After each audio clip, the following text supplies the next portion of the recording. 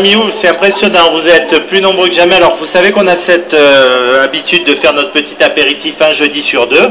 Par contre, aujourd'hui vous êtes venus particulièrement très nombreux, ça me touche beaucoup.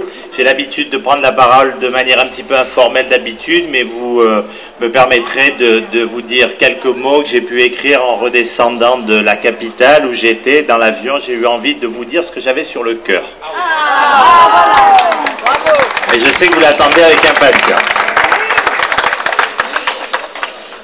Et pour ceux qui étaient là il y a 15 jours, vous allez vous rappeler un certain nombre de choses. Je vous avais dit il y a 15 jours exactement que nous étions dans une très bonne phase de campagne, que les soutiens étaient de plus en plus nombreux, mais que cela marchait quelque part trop bien, que certains s'inquiétaient, qu'ils allaient réagir car ils avaient trop à perdre, et je ne m'étais pas trompé.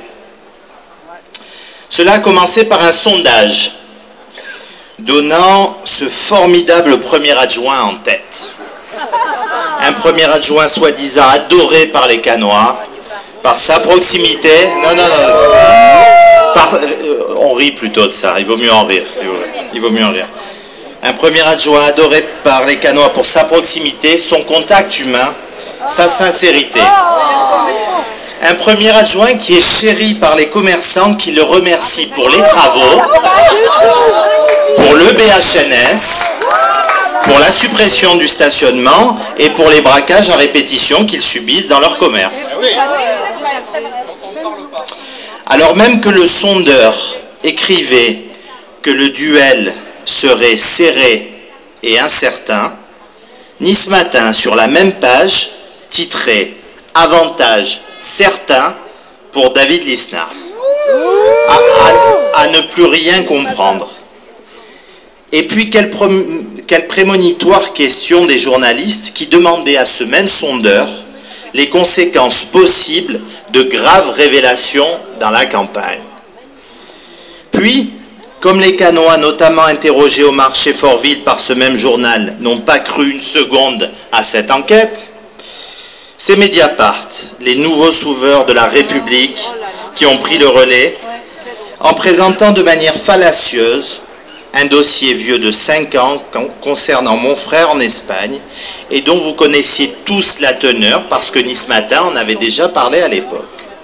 Dossier sur lequel la justice espagnole s'est prononcée 2 fois sur un non-lieu, et ce qu'il fallait surtout, c'était de lui trouver une nouvelle actualité à l'approche des élections municipales et du choix des investitures. Et puis surtout, inventer un lien avec Michel et moi. Nous qui sommes reconnus pour notre intégrité et pour la probité dans la gestion des affaires publiques. C'est à ce moment-là qu'arrive le grand n'importe quoi. Ou comment, couvert par les expressions habituelles du genre aurait, pourrait, serait, selon des sources concordantes, et voilà comment on s'allie. Des millions d'euros en espèces pour financer nos campagnes électorales, pour financer nos kirs vin blanc, nos chips et nos cacahuètes. Mais de qui se moque-t-on ?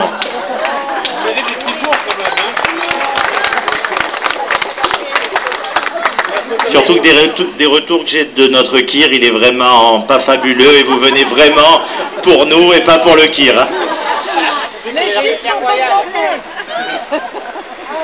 2 témoins. Je dis bien 2 témoins de moralité qui se réveillent 5 ans après. Un soi-disant retraité dont je vous donnerai prochainement la véritable activité, mais qui n'est pas qu'un simple retraité, et le retour du fameux comédien Jean Martinez dans son meilleur rôle. Lui qui a favorisé par son maintien au 2e tour l'élection de Bernard Brochant, et qui vend régulièrement ses pièces de théâtre au Palais des Festivals de M. Lisnard. Voilà, chers amis, leur politique. Moi, vous savez quelle est la mienne, qu'elle est différente, mais pourtant que pour la première fois, et je dis bien la première fois de ma vie, et je pense vous le comprendrez, je vais déposer plainte pour rétablir la vérité. Bravo ! Bravo !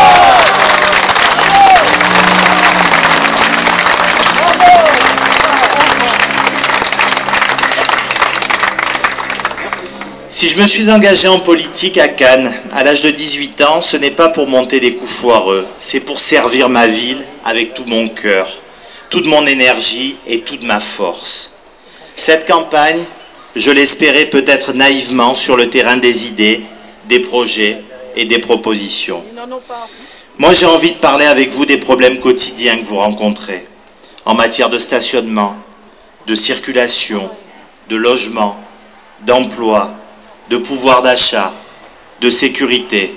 Je veux parler de la protection de notre littoral.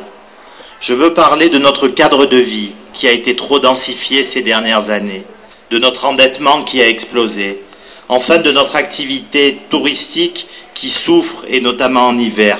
Voilà la réalité de ce que vivent les Cannois et les Beaucassiens, qui ont besoin d'un maire à leur écoute, à leur côté, présent avec eux dans les bons et dans les mauvais moments. Un maire qui fixe un cap raisonnable, ambitieux pour sa ville, mais aussi lucide de sa situation. Voilà mes amis, ce que j'avais sur le cœur ce soir, après des moments qui, vous l'imaginez, ne sont jamais faciles à vivre, notamment quand vous avez des parents d'un certain âge que j'aime plus que tout et que j'ai aperçu au fond de la rue.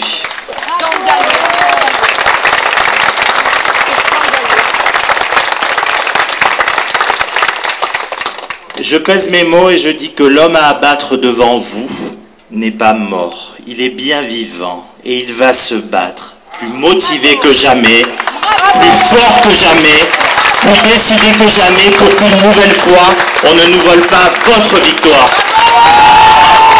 Merci.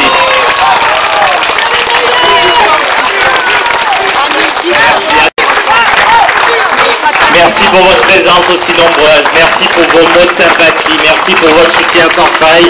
Et j'ai aucun doute, avec une telle force, avec une telle énergie, on va tous aller vers la victoire. Merci mes amis, on se bat plus que jamais. Allez, au boulot.